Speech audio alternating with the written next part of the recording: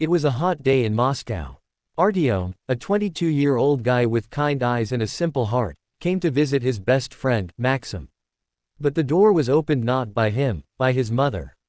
Marina, a woman of 43, wearing a light summer dress, with tired but warm eyes. An ordinary visit turned into a moment when breath caught, time seemed to stop, and the line between two worlds quietly disappeared. It all began with a single glance. Artyom didn't expect Marina to open the door. She stood there in the doorway, in a light linen dress. Her hair was loosely tied up, cheeks pink from the heat. A cloth in her hands, she'd clearly been cleaning. "Is Max home?" he asked awkwardly. Marina smiled. "No, he's at the gym. But you can wait. Come in, it's hot outside." He stepped inside. The apartment smelled of cleanliness and furniture polish. Old photographs hung on the walls, Marina with her son, smiling on a seaside dacha. Everything looked simple, homey, but there was a kind of fragile beauty in that simplicity. She poured him a glass of cold water and returned to the window. "These frames are stuck," she sighed. "I wanted to open it, but it won't budge." "Let me try," said Artyom. "I'm good with these things." They both climbed onto stools, trying to shift the stubborn frame. Marina stretched, her dress gently swaying in the warm air. A gust of wind blew in, noise, a sudden slam, and she lost her balance. Artyom caught her. They fell together onto the floor, tangled in folds of fabric and sunlight. Silence. Only their breathing. Marina, flushed from the fall, tried to get up, but their eyes met. In her gaze, confusion, slight guilt, and something else. "I'm sorry," he whispered. "It's all right," she answered softly. "Just the wind." He smiled, but inside, something strange stirred, as if the air between them had grown too close. Marina stood quickly, straightening her dress with a shy movement. "See," she said, trying to smile. "The house and I, both falling apart." Artyom got up too, brushing off his jeans. "The main thing is you're not hurt," he said. "And I'll fix that window anyway." She nodded and stepped toward the kitchen. Glasses clinked quietly. He followed her, though part of him wanted to leave, his legs wouldn't move. The faint scent of her perfume lingered in the air, lavender, light and invisible, yet it made his heart beat faster. Marina placed 2 glasses of water with ice on the table. "Here, drink. It's too hot to think straight." He took the glass. The coldness bit into his fingers, but his chest was burning. She sat opposite him, gazing slightly to the side. "Your hands are always greasy," she said with a smile. "You're always fixing something." "It helps me think less," he replied. She nodded, slowly turning the glass in her fingers. The silence between them wasn't awkward, it was dense, filled with something invisible. A sunbeam fell on her shoulder, sliding down her neck. She still looked flustered, but not from fear. "Want me to help with the other windows?" he asked. "Are you crazy? One fall is enough for today," she laughed. Her laughter sounded light, almost like a sigh. He smiled, but something pricked inside again. From the moment she fell into his arms, everything had changed. He had seen her dozens of times before, calm, composed, confident. Now she seemed different, alive, fragile, real. "How long have you and Max been friends?" she asked. "Since 9th grade. He's always been stubborn," she said quietly. "Just like his father." Artyom noticed the faint sadness in her eyes. He remembered how Max had told him once, "My parents divorced ages ago. Mom pulled everything together alone." And sitting across from her now, Artyom suddenly understood how much strength there was in this woman, and how much loneliness. Marina got up, walked to the window. "Look," she said, "the garden's burned out completely. In spring it was all green, and now, nothing." She said it like she meant something more than just the garden. Artyom came closer. "It'll come back," he said quietly. "It just needs time." She looked at him for a long time. Her gaze, quiet, warm, a little dangerous. "You've grown up," she said. "In my head, you're still that kid running around the yard with a wooden sword." "And you," he hesitated. "You haven't changed at all." She smiled faintly. "That's not true. I just try not to show how tired I am." For a moment, something flickered in her eyes, weariness, tenderness, something deep and hidden. Then she turned away. "I'll go change, this dress isn't very comfortable." She disappeared down the hall. Artyom sat, listening to the faint rustle of fabric, the soft click of a cupboard door. His thoughts buzzed. He didn't understand what was happening to him. When she came back, wearing a simple dark blue dress, her hair neatly pinned up, he realized he could no longer look at her the same way. "Everything okay?" she asked. "Yes," he said. "Just thinking." "About what?" "I don't know." He smiled faintly. "Maybe about you." She raised an eyebrow but said nothing. She poured more water, moving gracefully, as if afraid to disturb the fragile air between them. The silence returned, but this time, it wasn't calm. It was breathing, humming, filling the room to the brim. Outside, cars passed. A flash of sunlight swept the wall. And Artyom suddenly understood. The day that began as a simple visit would never be ordinary again. Something had changed. In him, in her, in the space between. There would be no going back. Marina set the glass down but didn't sit. She stood by the window, looking at the trembling, dusty air outside. "I used to love days like this," she said quietly. "It felt like everything was ahead." "And now?" he asked. "Now I just count the hours until evening." He didn't know what to say. The silence between them stretched thin like a thread. He wanted to leave, but couldn't. Every movement of hers was slow, deliberate. Every word left a trace. She turned toward him. "Max said you're working in an auto shop now." "Yeah," he nodded. "Fixing other people's cars so I don't have to fix my own life." Marina laughed softly. So philosophical for 22. "Just honest," he said. She came closer, stopping in front of him. "You've grown up, Artyom." So serious. "It's scary sometimes, how fast everything changes." He noticed how her fingers trembled as she tucked a strand of hair behind her ear. "Maybe you just aren't used to seeing me differently?" he asked. She wanted to reply but froze. For a heartbeat, everything disappeared, time, noise, space. Just the two of them. Breathing. The faint smell of summer. "Sometimes," she whispered, "you just want someone to look at you and say, 'You're still beautiful,' without pity, without pretense. Just honestly." Her voice shook slightly. Artyom didn't look away. "Then let me say it," he said quietly. "You're beautiful, Marina." She caught her breath. "Don't," she whispered. "You're just kind." "No," he said firmly. "That's not kindness. That's truth." Her eyes glimmered. He saw the battle inside her, between what was right and what was real. She turned away, as if from herself. "Let's go to the garden," she said after a pause. "It's too stuffy here." They went outside. The sun was lowering, the air gentler. Long shadows stretched across the yard. Marina walked barefoot through the dry grass. The blue dress now looked almost black in the amber light. They sat on an old bench under a tree. "Max used to hide here as a kid," she said. "Everything seemed so big back then, even this yard."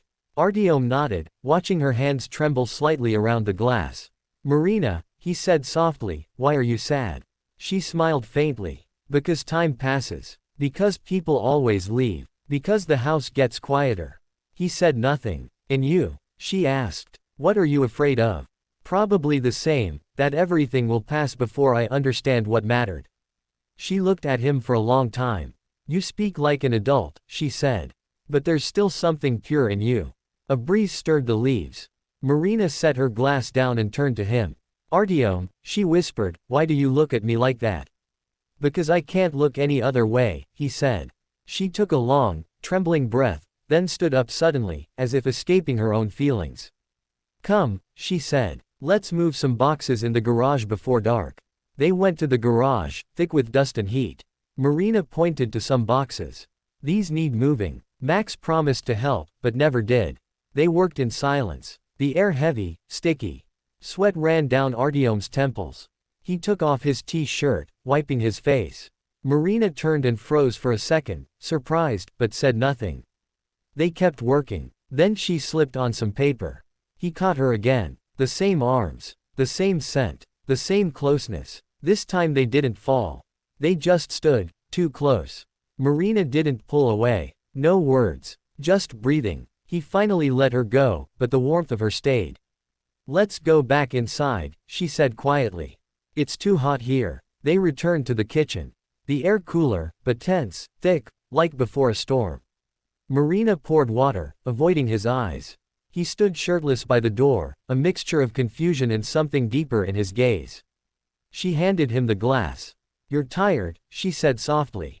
Drink. Their fingers touched, one brief second, but enough to erase the distance between them forever. Silence. A drop of water slid down the glass and fell on the table. Then Marina asked, almost in a whisper. Artyom, tell me honestly, do you find me attractive? He froze. The glass trembled in his hand. And he understood. From this moment, nothing would be the same. Yes, he finally said. I do. She looked straight at him, calm, but something flickered in her eyes, fear and hope. Don't say that, she whispered. It's wrong. Maybe, he said softly. But that doesn't make it less real. She turned toward the window, her hands on the sill. Sometimes, she said, people just get tired of being strong. They want someone to see them, not as a duty, but as a person. He stepped closer, carefully. I see you like that. She turned. One step between them. He could hear her breath, feel his own heartbeat. You don't understand, she whispered. I'm 43. And I'm 22, he said quietly. But age doesn't make people honest. She tried to smile but couldn't. Artyom, she said, her voice trembling, you should go. He nodded, but didn't move. If I leave now, everything that happened will stay unfinished. I won't forget. She looked at him, long, searching. Then she stepped forward, took his hand. Then don't go, she whispered. Just stay. No words. They went back to the garden. The sun touched the horizon, the sky amber and deep. They sat again under the same tree. No words. Only the wind, the rustle of leaves, a dog barking far away. When I was young, Marina said softly. I thought love was loud, fireworks, promises, shouting. But it turns out it's quietest when you're just sitting next to someone and saying nothing. And if it hurts later? He asked. Then it means it was real. She looked at him, and this time didn't turn away. Her hand rested on the bench. His hand found it. Their fingers brushed, barely a touch, and the world melted away. You know, she said, I can't remember the last time someone looked at me like this. Maybe no one ever saw you for real, he said. She smiled, tired, but honest. The breeze touched her hair. A few strands fell on her face. Artyom almost brushed them away, but stopped. It's all right, she whispered. Let it be. They sat quietly. The warm light of sunset lay softly across their faces. You understand, she said quietly, this changes nothing. Tomorrow everything will be as before. Maybe, he replied. But I'll remember today. She looked at him, sadness, but no fear. If I had met you 10 years earlier, everything would have been different. And if I met you 10 years later, it would have been too late. The sun disappeared. The garden was lit only by the gentle glow of a string of lights. Marina rose slowly. Artyom, I don't know what to do. It's wrong, but it feels right. Maybe it's just honest for once, he said. She reached out, touched his cheek, warm fingers, a fragile tenderness. I don't want to hurt you, she whispered. It's too late, he said quietly. I'm already inside it. She closed her eyes. The wind moved through the branches. Between them, everything fell away, age, fear, restraint. Only two people remained, tired of pretending, tired of hiding. Then don't say anything, she whispered. Just be. He moved closer. She didn't stop him. Not because she wanted something, but because for the first time in years, she didn't want to run from feeling. Their fingers intertwined. The world grew still. No more words, just breath, and the rustling of leaves. The moment hung between them, fragile, endless. Night came. The air cooled, crickets chirped in the distance. Marina rested her head on his shoulder. Artyom felt her breathing, slow, peaceful, as if the world had stopped existing. You know, she said softly, I thought I'd lived everything already, that nothing could surprise me again. He smiled faintly. And now I'm afraid again, but in a different way. She looked up at him. In her eyes, the light of the string lamps shimmered, trembling, alive. I don't know what comes next, Artyom. Maybe nothing. Maybe everything. He shrugged. As long as we don't pretend this never happened. They fell silent. The night held its breath. He remembered seeing her that morning, standing in the doorway with a rag in her hands, that tired smile now forever etched in him. Marina touched his hand. You're a good man, she said softly. Stay that way. And you? He asked. You're strong. Sometimes strength is just not showing how much it hurts, she said. The air carried the scent of lilac. A dog barked in the distance. Night grew deeper. She stood, looking back at the house. It's time. He got up too, still holding her hand. Marina, he said. I don't know what to call this, but I don't want it to disappear. She smiled, sad and calm. Nothing disappears, Artyom. Everything that was sincere stays within us, it just changes form. They walked toward the house. On the porch she turned to him. Thank you, she said softly. For seeing me. Not as a woman, not as a mother, just as a person. He wanted to speak, but words wouldn't come. She leaned forward, brushed her lips gently against his cheek. Now go, she whispered. While there's still light. He nodded, walking slowly toward the gate, each step echoing in the evening quiet. When he turned back, she was still standing on the porch, bathed in the warm light from the house. Calm face. Eyes, full of something he would never forget. He stepped onto the street. The sky was deep and full of stars. The city hummed far away, but here everything felt softer, still. In his chest, a strange feeling, not pain, not joy. Something in between. He knew he could never tell Max. He knew he might never come back to that house again. But a part of him would stay there, in the smell of lilac, the sound of her voice, and the moment when everything began. Some encounters are not meant for the future. They exist only to remind you that your heart is still alive. And that, maybe, is enough.